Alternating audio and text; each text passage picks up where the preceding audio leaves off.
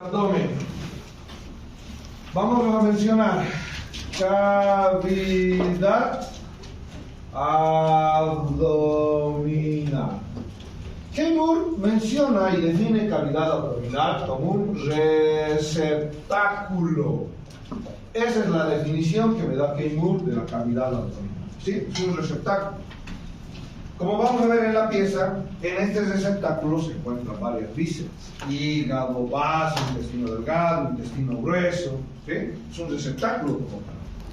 Bueno, luego de entender eso, vamos a hacer una aclaración. ¿De qué? Del límite superior. El límite superior está formado por el músculo diafragma. Músculo diafragma. Pero, ¿cuál es la aclaración para hacer a su libro? Dice, en el lado derecho y en el lado izquierdo. Acá está, lado derecho, lado izquierdo. En el lado derecho, la porción de la cavidad abdominal se extiende hasta el cuarto espacio intercostal. Entonces, en el lado derecho, el límite superior de esta cavidad se extiende hasta el cuarto espacio intercostal. En el lado derecho. En el lado izquierdo, que no menciona su libro, por si acaso no menciona su libro, se extiende hasta el sexto espacio intercostal. Les hago razonar de una manera y con un concepto para que no me quede con esta idea, ¿no? El doctor se está inventando, tal vez, ¿no? El Seymour dice hasta el cuarto espacio. ¿Recuerdan cuando hemos mencionado tórax? ¿Qué decíamos de tórax? ¿Dónde está la punta del corazón? Quinto espacio intercostal, línea medio clavicular, en el lado izquierdo. Si yo digo cuarto espacio y lo aplico para derecha y para izquierda, ¿habrá alguna relación con esta punta del corazón que ya Seymour me ha descrito? No hay, ¿no? Relación. ¿Sí? ¿Estamos entendiendo la comparación?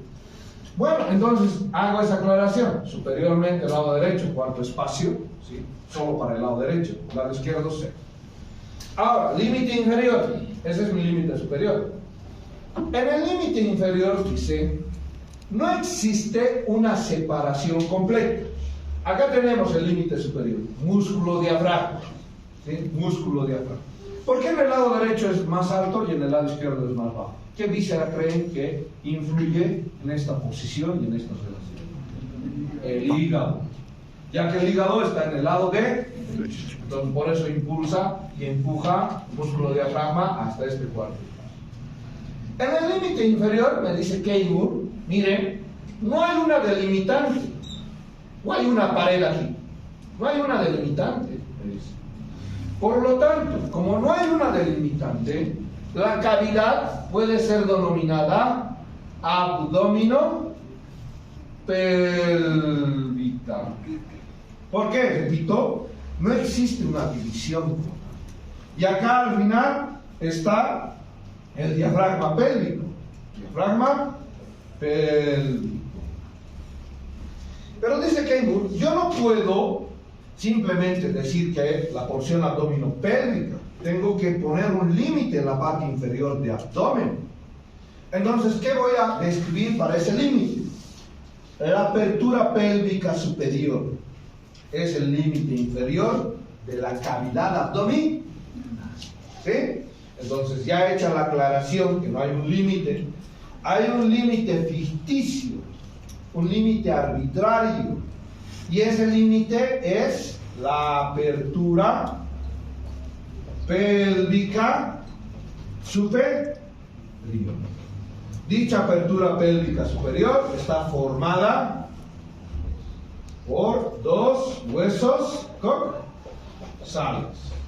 Mis dos huesos coxales. ¿Se entendió entonces que vamos a tener un límite ficticio, que es la apertura pélvica superior, que se da entre ambos huesos coxales? Muy bien, ya tengo los límites de la cavidad abdominal. voy a hacer topografía abdominal. ¿Qué voy a describir de la topografía abdominal? Primeramente, voy a dividir el abdomen de manera clínica. Voy a hacer una división clínica. Keimur me dice, tengo las siguientes divisiones. División, ¿qué pero? Topográfica. Y digo, de manera clínica, divido en 4 cuadrantes. En 4 cuadrantes. ¿Cómo divido? Digo, existe una línea media vertical que va desde el proceso sifoides hasta la sínfisis del pubis. Repito entonces, existe una línea media vertical desde el proceso sifoides hasta la sínfisis del pubis. ¿Sí? Entonces digo, para la parte clínica existe una línea vertical desde el proceso sifoides hasta la sínfisis del pubis. Muy bien. Y existe otra línea, se llama transumbilical. Y veo, ¿cómo trazo una línea transumbilical? Una línea horizontal que atraviese el ombligo. Esta es mi línea transumbilical. Transumbilical. Una línea que pase de manera horizontal por el ombligo. ¿Sí? Horizontal por el ombligo. Y miren, voy a tener cuadrantes. Cuadrante superior, derecho. Cuadrante superior, izquierdo. Cuadrante inferior, derecho. Cuadrante inferior, izquierdo. Antes se utilizaba esta división de cuadrantes, antes. Y por lo tanto, Keimur me explica ese antes. Y me menciona algunas vísceras ocupadas en los cuadrantes. Me ejemplifica. En la división clínica estamos mencionando, ¿no? Y me dice, en el cuadrante superior derecho está el hígado, la vesícula biliar, la cabeza del páncreas, parte del riñón derecho, ¿sí? Colon ascendente, flexión cólica derecha. En el cuadrante inferior derecho está el ciego, esto es el apéndice, el ovario derecho, parte de las trompas uterinas derechas. ¿Sí? En el cuadrante inferior izquierdo, colon sigmoides, ovario izquierdo, trompa uterina izquierda. ¿Estamos con la parte clínica? Riñones también tenemos con esta división. Miren. Ahí está el riñón derecho, riñón izquierdo. Glándula suprarrenal derecha, a este lado. Izquierda, a este otro lado. Miren los uréteres. Parte del uréter en el superior, parte del uréter en el inferior. ¿Estamos claros? La división. ¿Sí? Entonces, tenemos a ambos lados. Miren los uréteres. Ahí están los uréteres. Estos se usaban. Que un principio fundamental, siempre les digo, que Keimur tenemos que estudiar la imagen. Este concepto está en la imagen. ¿Sí? Ya no me lo describo. Vamos con el otro. Me dice, hay otra división, además de la clínica. Es una división en la parte topográfica de la zona. Otra división va a ser por regiones o áreas. O también le dicen zonas. 3 nombres, regiones, áreas o zonas. Entonces, para estas regiones, áreas o zonas, voy a trazar líneas. Entonces, ¿cuál va a ser mi línea? Voy a tener líneas verticales. Diré líneas porque son 2 verticales. Se van a llamar líneas medio claviculares. Para trazar estas líneas medio claviculares, por eso dice medio clavicular, ubico clavícula. ¿Ven clavícula o no ven clavícula? Dice medio clavicular. Acá estará un punto. Medio clavicular. Y acá vendrá otro punto. Medio clavicular. ¿Ven? Desde este punto medio clavicular, dice la línea vertical, acá está esto, se llama ligamento inguinal. Miren de azul, ligamento inguinal. Dice, la línea vertical va a ir a terminar a un punto. Se llama punto medio inguinal. ¿Por qué medio inguinal? Porque está al medio del ligamento inguinal. Por lo tanto, tengo línea vertical desde el punto medio clavicular hasta el punto medio inguinal. Medio inguinal. Listo, entonces trazo. Miren, trazo mis dos líneas. Trazo mis dos líneas. ¿Okay? Tengo otras líneas horizontales. Estas eran verticales. Voy con otras líneas. A estas líneas también se los conoce como planos. Líneas o planos. ¿Qué líneas voy a tener? De manera horizontal. Una de las líneas horizontales se llama subcostal. Subcostal. Entonces, ¿por dónde pasa la línea subcostal? Miren, este es el décimo cartílago costal. Acá lo mismo, décimo cartílago costal.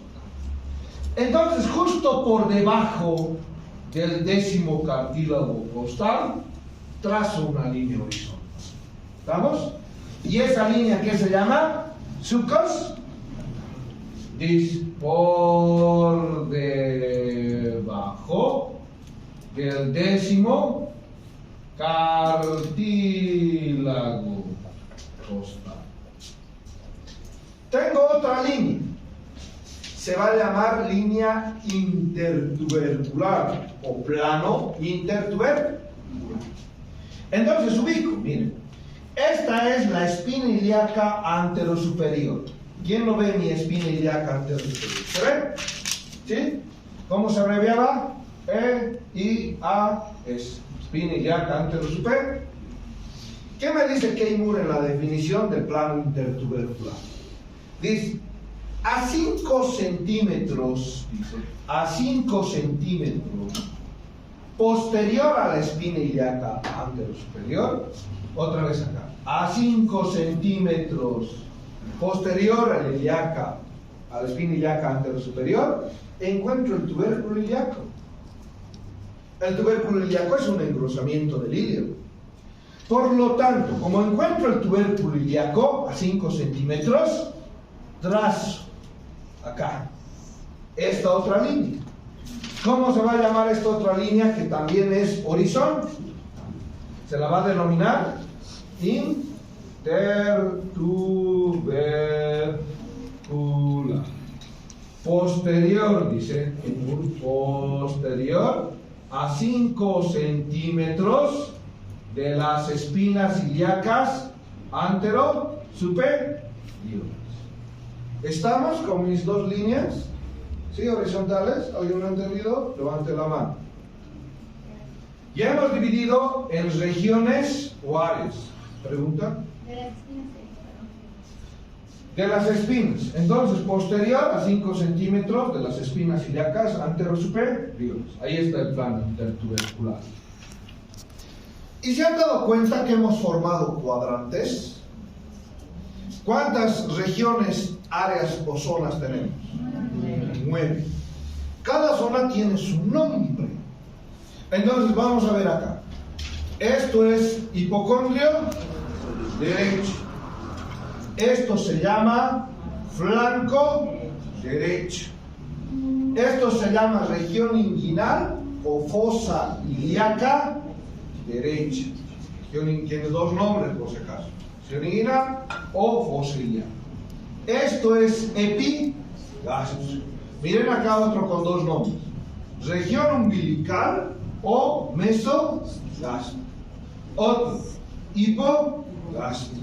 Otro, hipocondrio izquierdo. Otro, flanco izquierdo. Acá, región inguinal izquierda o también fosa ilíaca izquierda. izquierda, pues ilíaca izquierda. Hasta acá tenemos los cuadrantes, ¿se ha entendido? Entonces, ¿qué NUR me muestra? Pues los cuadrantes. Y me dice, acá están los cuadrantes, al flanco también lo llamo región lateral si quiero, acá está con el nombre de región inguinal o fosa ilíaca. Y ahí están mis cuadrantes. Y digo, ¿qué vísceras hay en cada cuadrante? Ejemplifico. Hipocondrio derecho, ¿qué hay? Hígado. Vesícula biliar. Vena porta. Hay vísceras. Si su paciente viene a su consultorio con dolor en el hipocondrio derecho, van a pensar que le está doliendo el vaso, van a pensar que le está doliendo el encéfalo, el bulbo raquídeo, la vejiga. Cuidado, ¿no? ¿Qué le estará doliendo? El hígado. Lo más frecuente, la vesícula biliar. La mayoría de las personas vienen por problemas en la vesícula biliar. No es mala elección ser un buen gastroenterólogo y Cochabamba. Hay harto problema digestivo. Y los gastroenterólogos nunca abarcan. No hay muchos. Otro. Acá, colon ascendente. Arteria cólica, ¿de qué lado? De derecho. Entonces, cuando venga un paciente con el dolor en el flanco, diré el colon ascendente, ahí menciono riñón también. ¿Qué es riñón?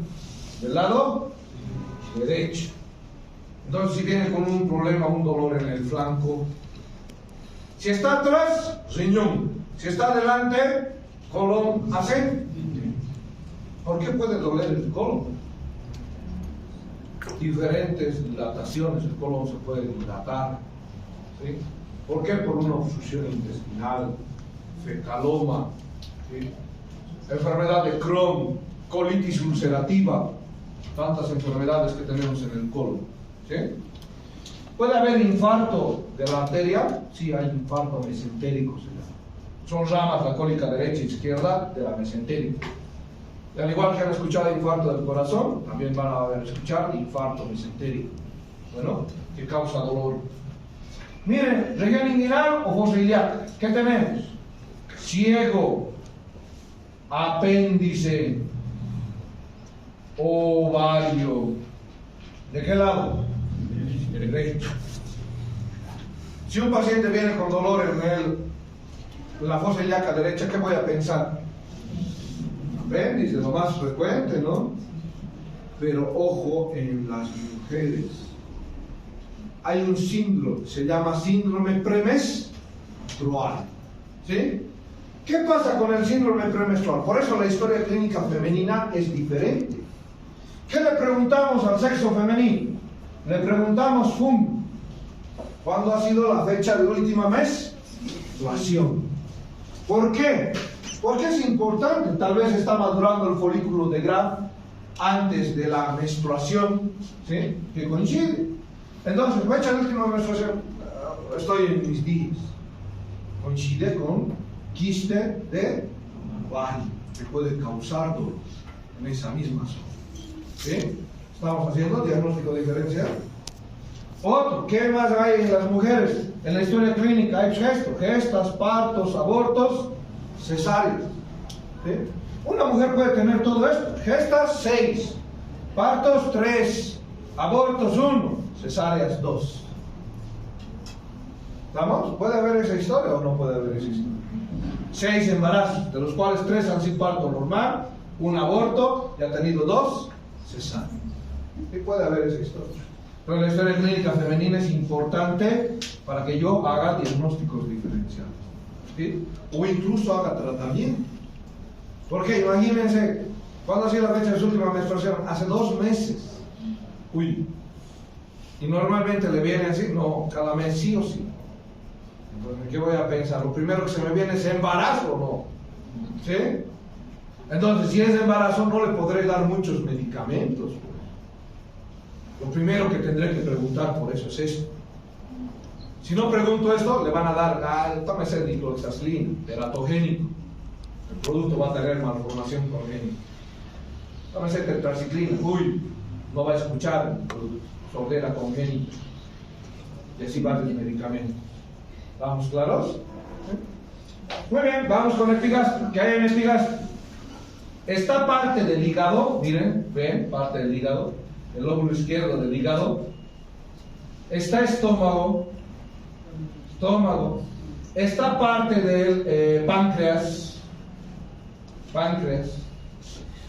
hipocondrio izquierdo. Tengo otro órgano, se llama vaso. Tengo además del vaso parte del estómago. ¿Okay?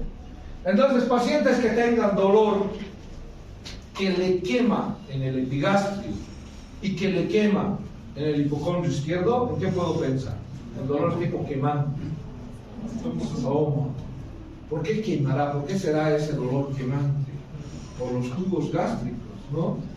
Ácido clorhídrico produce con un pH de 1, imagínense, de 1 a 1.5, el pH dístico es ácido, bastante ácido. ¿Sí?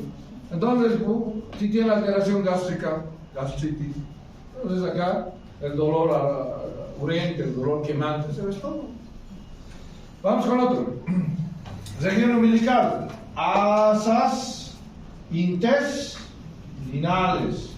Primero, hipogastrio, vejiga.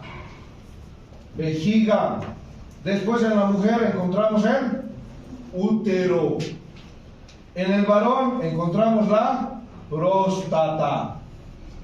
Víscera, hipogastrio. ¿La vejiga duele o no duele? Hay distensión vesical, ¿no? La vejiga, su capacidad a la primera micción, el reflejo de primera micción, 350. Reflejo de segunda micción, 550 ml. 350 ya les da ganas de ir a orinar. Pero ¿qué pueden hacer ustedes? Se aguantan, ¿no? Y la vejiga va a activar el segundo reflejo. Posterior, ¿cuándo? Cuando ya esté con 550.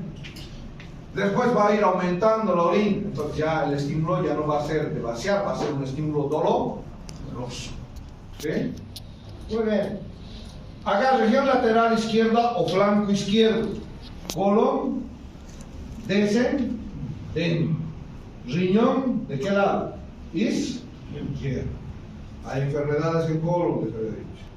Diverticulitis, otra enfermedad del colon. Región inguinal izquierda. Ovario, ¿de qué lado? Izquierdo. Colon, sigmoides. Ahí están. Algunos ejemplos de lista. Vamos a poder abarcar todos. Ahí tenemos algunos. Y vayamos a la pared abdominal.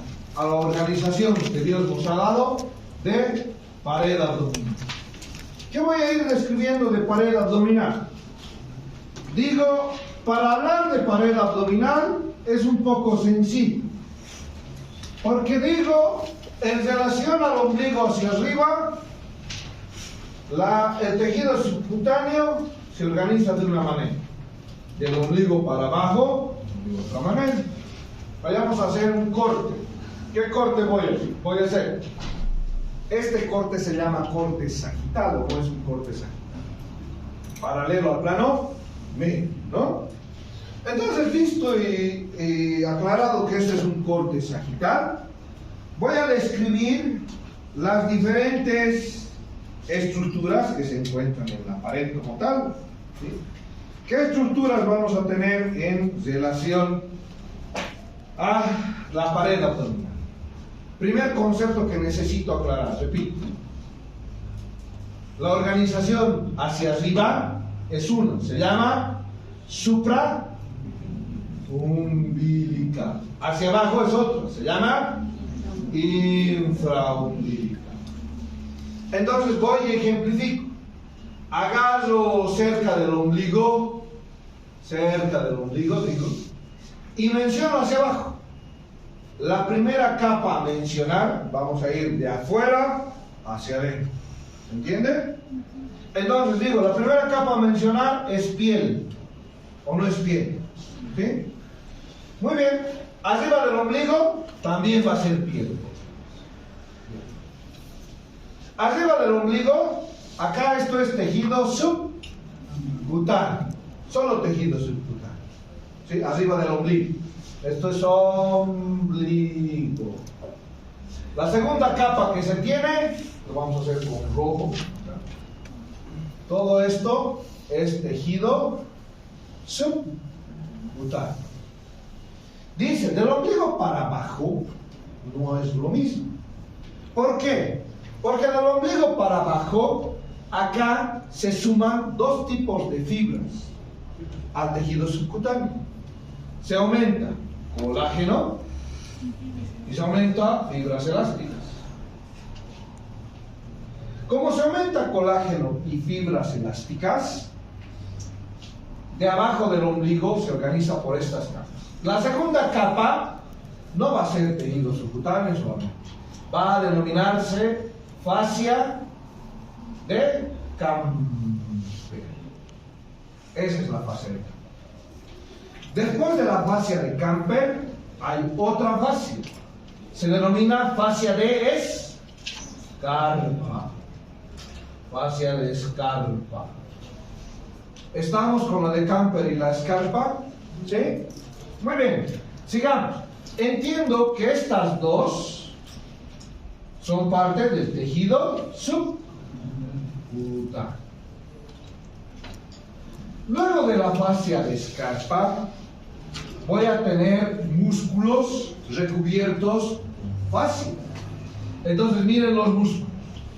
Un primer músculo, otro segundo músculo y un tercer músculo. Cubriendo estos músculos existen fascias de recubrimiento. Estas estructuras, repito, se denominan fascias de recubrimiento. Muy bien, ahí están las fascias de recubrimiento. Tengo fascias de recubrimiento, miren, superficial,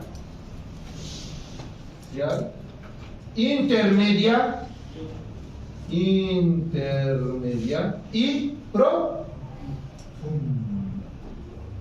Y estos serán músculos. ¿Qué músculos? Tengo al oblicuo externo, tengo al oblicuo interno y tengo el músculo transverso del abdomen. Verso del abdomen. Ahí están mis tres músculos. Y están las fascias de recubrimiento. ¿Sí? Luego, ¿qué voy a tener en una penúltima capa? Acá voy a tener la fascia endoabdominal. ¿Recuerdan la fascia endotorácica? Estaba tapizando o no el tórax, ¿sí, no? La fascia endoabdominal también tapiza el abdomen. Pero la gran diferencia de la fascia endoabdominal es que justo como recubre al transverso del abdomen, va a tener un nombre propio. Se va a llamar fascia transversal. Pero por si acaso, la fascia transversal es una parte de la fascia endoabdominal. ¿Listo? Entonces esto, por si acaso, se llama fascia transversalis. O transversal si quieren, esto es latín. Transversal. Bien, la siguiente capa. ¿Cuál va a ser la siguiente capa? La vamos a graficar de esta manera porque es irregular. Se llama grasa peritoneal. ¿Sí? Esto es grasa, grasa como tal. Por lo tanto es irregular. ¿De qué va a depender? Algunos somos más voluminosos, algunos son más delgados. Grasa peritoneal. Ahí está grasa peritoneal. Y la última capa, ¿cuál va a ser? Se llama peritoneo. ¿Peritoneo qué? Parietal. ¿Estamos con las cuatro capas? O todas las capas, perdón. ¿Sí? ¿Estamos con todas las capas? Hacia arriba la única que varía es esta. La de escarpa y la de Camper.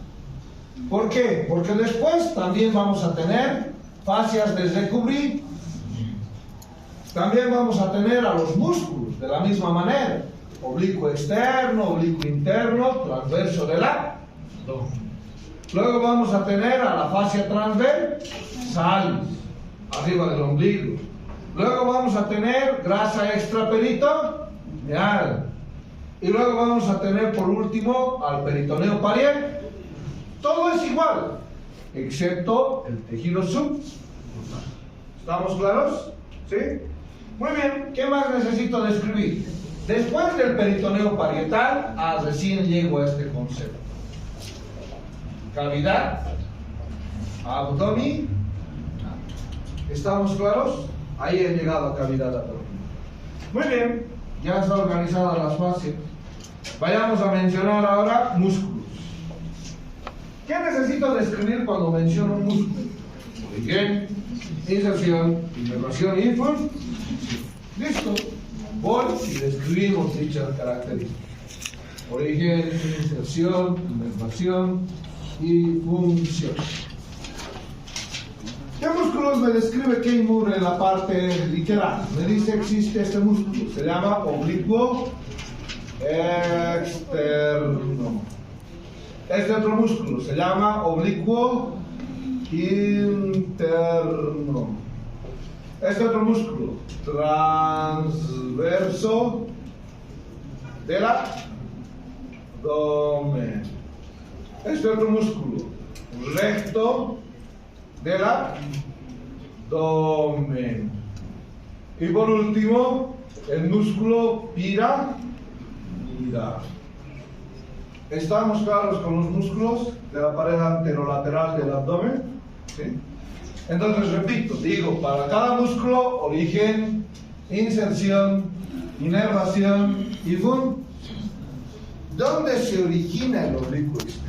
Dice Keimur, agarra la cara externa de las costillas 5 a 12. Agarra la cara externa de las costillas 5 a 12. ¿Dónde se inserta? Dice, en la línea alba. ¿Sí? ¿Qué es la línea alba? Voy y muestro este tejido aponeurótico medio, que es la línea alba. Esta es la línea alba.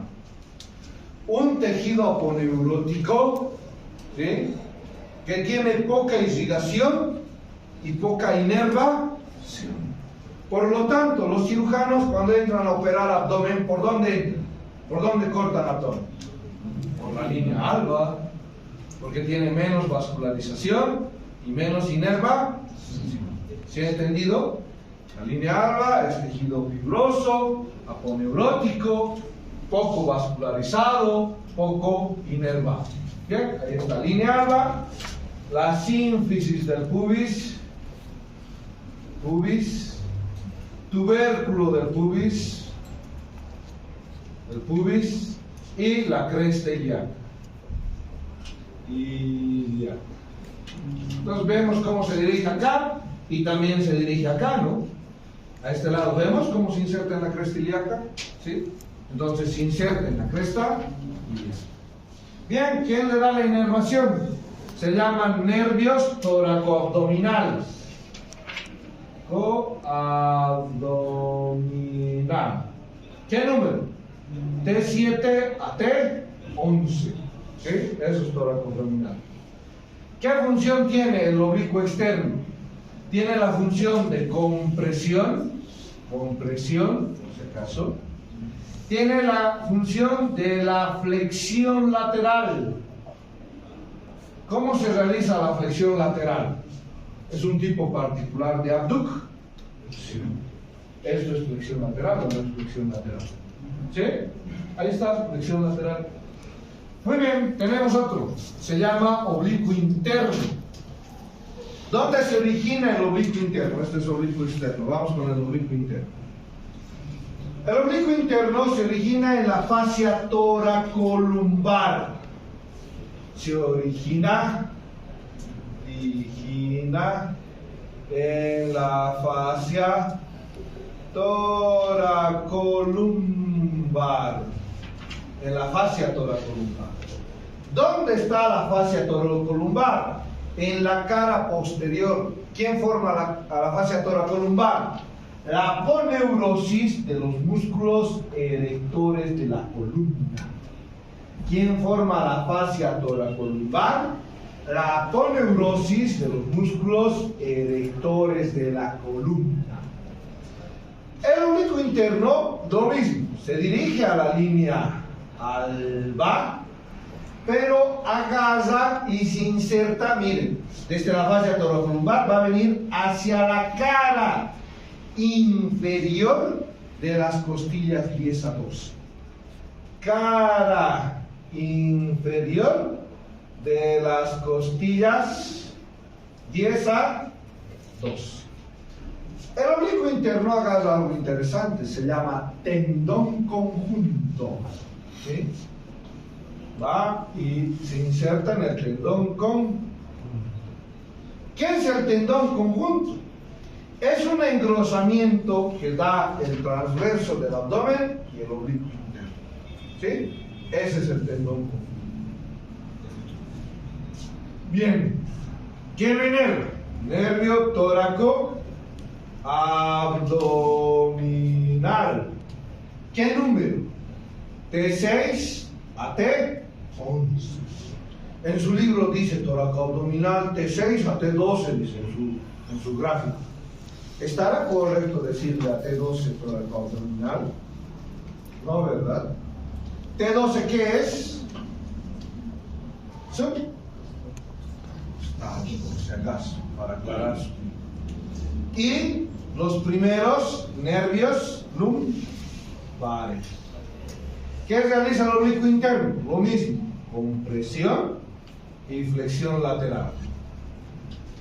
Vamos con el transverso del abdomen. Ahí está el oblicuo interno. Vamos con el transverso del abdomen.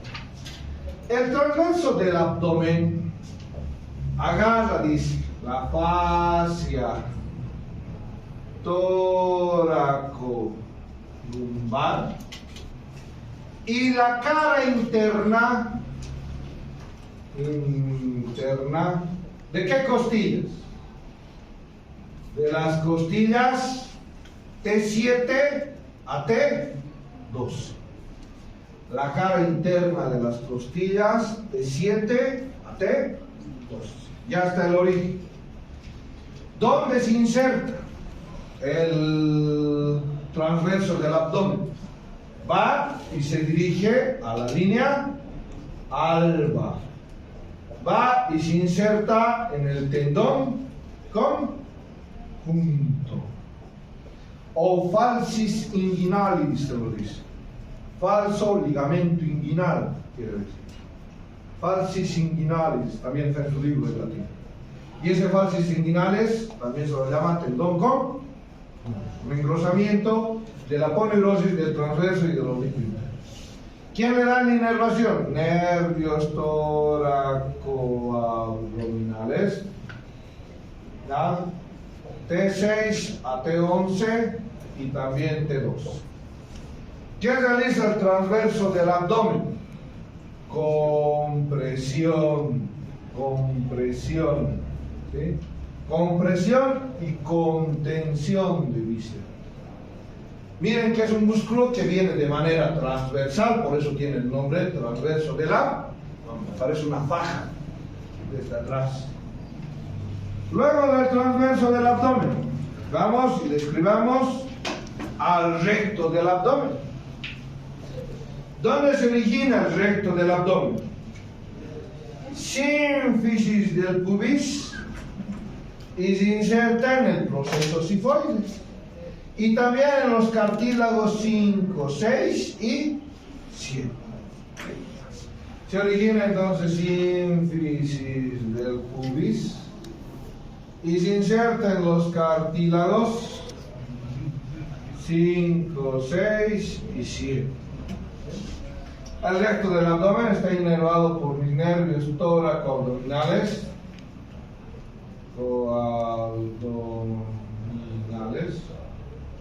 Y además de realizar compresión y contención, permite la flexión anterior del tronco.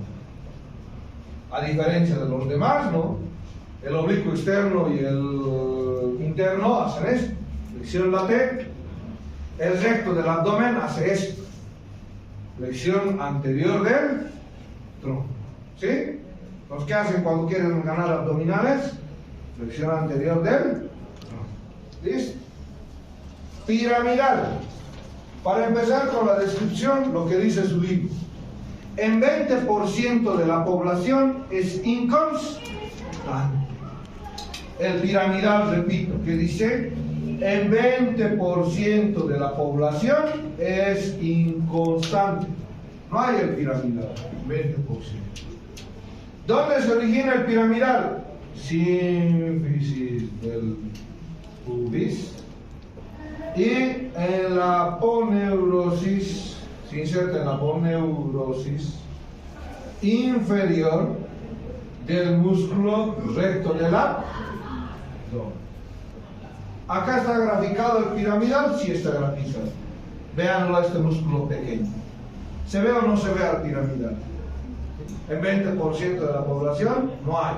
Sin cons, repito, se origina sínfisis del pubis y se inserta en la aponeurosis inferior del músculo recto del abdomen. ¿Quién le da la inervación? Nervio ilioinguinal, que por si acaso es L1. Ilioinguinal, que es L1. ¿Qué hace? También actúa con la flexión anterior y permite la compresión y la contención. Cuando Keimur me acaba de describir músculos del abdomen, me dice la función de los músculos de la pared del abdomen. Las vísceras del abdomen son vísceras dinámicas, que están en constante movimiento, muchas de ellas.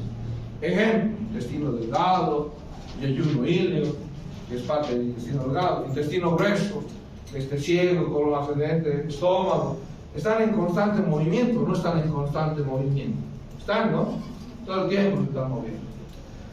Ahora, para ayudar a procesos de las vísceras abdominales, por eso dicen, los músculos realizan compresión y contención. Compresión, ¿para qué proceso fisiológico? La defecación, ¿sí?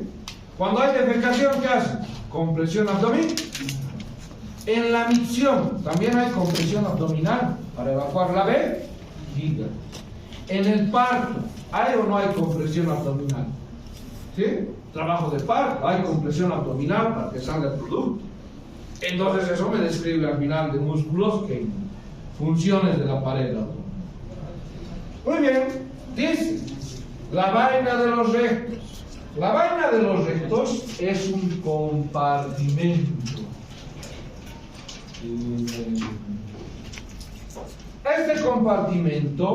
Este compartimento está formado por la aponeurosis de los músculos.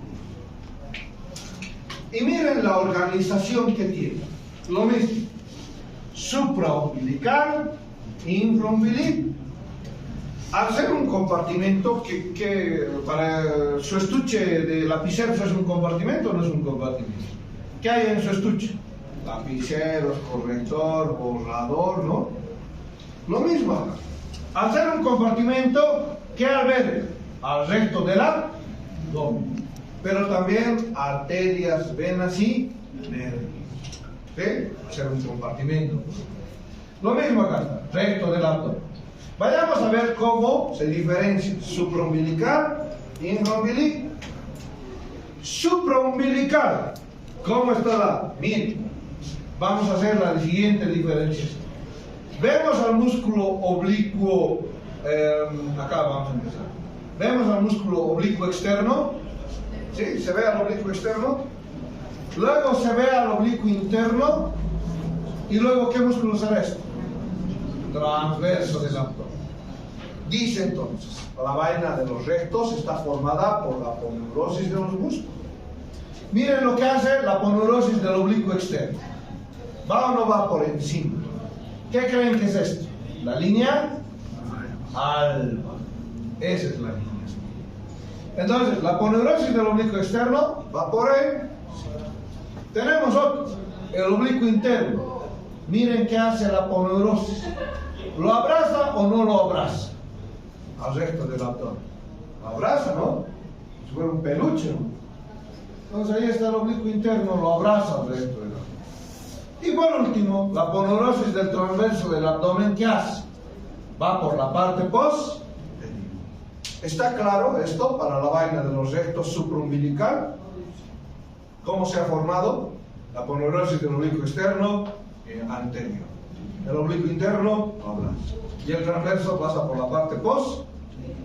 Listo, ya tenemos la vaina del oblicuo. Ahora, infraumbilicalmente. Infraumbilicalmente cambia la figura, pero no los músculos. Sigue siendo el oblicuo externo. Sigue siendo el oblicuo y sigue siendo el transverso del. Listo. Pero esta parte es infraumbilical. Infraumbilical. ¿Qué hace su aponeurosis del oblicuo externo? Pasa, sí. La aponeurosis del oblicuo interno ya no lo abraza. También pasa por él. Sí. Y la del transverso del abdomen ya no pasa por detrás. Igual va a venir por de. ¿Estamos claros? ¿Sí? ¿Por qué creen que Dios ha creado esta configuración? ¿Por qué? Muchas veces todo en un solo. Entonces, da la casualidad que tienen que entender que en el abdomen no hay hueso. Y la mayor parte de la resistencia la va a brindar los músculos y la aponeurosis. Por lo tanto, Dios dirá, pues, no, necesito reforzar esto. Y va a organizar la aponeurosis, una atrás, una abajo. ¿Alguna vez han cerrado una caja de cartón? ¿Sí? ¿Cómo cierran? Una va arriba, otra abajo, otra arriba, otra abajo. ¿Se dan cuenta? ¿Y eso brinda o no brinda resistencia? Brinda resistencia. Lo mismo es mi aponeurosis. Al combinar atrás y hacia adelante, tengo resistencia. Para eso sí. Muy bien, espero que hayan entendido, bailadores. Vayamos con la inervación de la pared anterolateral del abdomen. ¿Cuáles van a ser los nervios? Entonces, uno ya acabo de mencionar, se llaman nervios tóraco-abdominales. Tengo mis nervios tóraco-abdominales desde T6 hasta T11, ¿sí? Denominados como tóraco-abdominal. Entonces, en la pared del abdomen describo inervación. Nervios. ¿Qué nervios? Tóraco-abdominal. Que van a ser T6 a T11. Nervios. Nervios cutáneos laterales. Cutáneos laterales. ¿Quiénes van a dar ramas cutáneas laterales? T7 a T9. Dice a veces T10 que viene. Otros nervios. Voy a tener mi nervio subcostal. ¿Qué nervio es el subcostal? T2. Voy a tener L1. Ilioinguinal. Pero L1 se va a dividir en dos también. La otra rama de L1 se llama iliohipogástrica. Ilioinguinal, iliohipogástrica. Cuando hemos llevado tórax, decíamos una referencia de los nervios, porque estos son nervios intercostales, ¿recuerdan? Decíamos una referencia. ¿Qué nervio inerva la piel del ombligo? T10. Entonces, arriba de T10, T9. Abajo de T10, T11. Luego vendrá subcos. Luego hilo hipogástrico, hilo hipogástrico coincide con el nombre de la región, ¿no? Región hipogástrica. Por eso, hilo hipogástrico. Vamos con arterias, ven, ahí está, como rama de los nervios intercostales. Vamos con la irrigación. ¿Qué arterias voy a describir en la pared del abdomen? Digo entonces, tengo arterias superficiales y tengo arterias profundas. Arterias superficiales y arterias profundas. Arterias superficiales. voy a tener esto. Ahí vamos a tener esto. Se llama, voy a mostrar, miren esta superficial. Esta es la epigástrica superficial. Y voy a tener una rama, se llama circunfleja superficial. ¿Ramas o no de la arteria femoral? ¿Sí? ¿Estamos? Voy a tener ramas profundas. Esta es la torácica interna o mamaria. ¿Recuerdan o no? Torácica interna o mamaria. Las ramas profundas. Acá, musculofrénica. ¿Recuerdan la musculofrénica? Y la otra ramita, ¿cómo se llamaba? Epigástrica superior. Miren dónde está la epigástrica. Está dentro de la vaina de los rectos. Epigástrica superior. ¿Tengo o no tengo la epigástrica inferior? ¿Ven la epigástrica inferior? Pero la inferior es rama de ¿quién? De la ilíaca externa. Estamos con ramas profundas, ramas superficiales. ¿Sí? Les estoy mostrando. Profundas, repito, epigástrica superior, rama de la torácica interna o mamaria. Otra profunda, epigástrica inferior, rama de ¿quién? De la arteria ilíaca externa. Entonces digo eso, superficial, arteria epigástrica. ¿Epigástrica qué? Superficial. Arteria circunfleja ¿qué? Circunfleja superficial. Circunfleja superficial. ¿Rama de quién? La epigástrica superficial y la circunfleja superficial. Ramas de la arteria femoral. Profundos. Arteria epigástrica superior. ¿Rama de quién es la epigástrica superior? Acabo de decir. Eso, de la torácica interna o mamaria. Interna o mamaria. Tengo otra profunda, se llama arteria epigástrica inferior. Epigástrica inferior. ¿Rama de quién es la epigástrica inferior? Tengo otra también, rama de la ilíaca. Se llama circunfleja profunda. Fleja profunda. Circunfleja profunda. ¿De quiénes ramas estas dos? Son ramas de la ilíaca, son ramas de la ilíaca externa. Ramas de la arteria ilíaca externa. Luego de nervios y arterias, tengo venas. Tengo dos tipos de venas. Igual tengo venas superficiales y profundas.